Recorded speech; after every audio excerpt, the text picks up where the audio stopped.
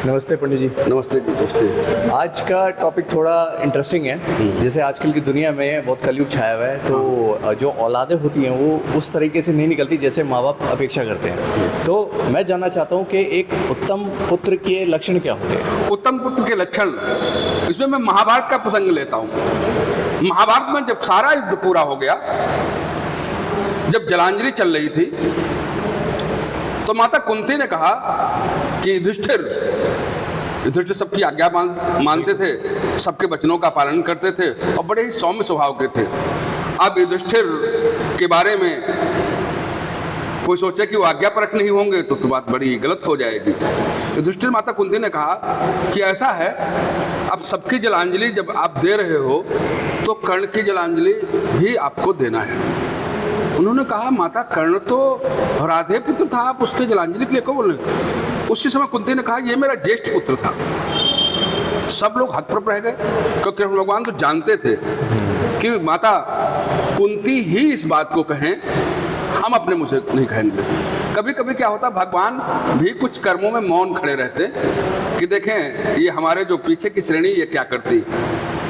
माता के वचनों का पालन करके सबका तर्पण और जलांजलि महाराज युधिष्ठिर दिए।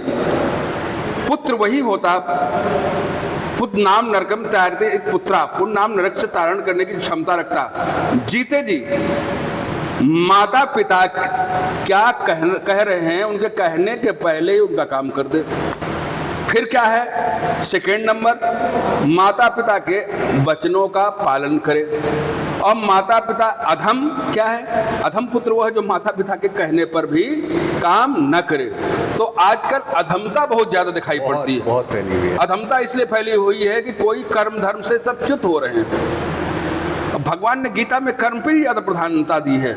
उन्होंने कहा है, लुप्त पिंडो ददक क्रिया, ये पिंड इत्यादि की उदक इत्याकृत जलांजलि की क्रिया जो है लुप्त हो जाएगी धीरे धीरे। जायते वर्ण संकरा, वर्ण संकर ऐसा नहीं कि दूसरी कास्ट में शादी कर लेंगे तो वर्ण संकर हो जाएंगे।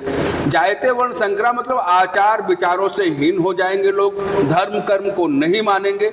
उन्हीं के शब्द जो है भगवान जानते थे, भगवान क्या नहीं जानते, तो उन्हीं के लिए लुप्त पिंडोदक क्रिया जो गीता में बोला, पिंडो क्रिया पिंड इत्यादि की क्रिया लुप्त हो जाएंगी। अब लोग गया नहीं जाते, पुत्रों की पिंडदान इत्यादि क्रिया में भाग नहीं लेते, श्राद्ध नहीं करना चाहते। ये कोरी कल्पना नहीं है, ये महाभारत में युधिष्ठिर के द्वारा की गई है।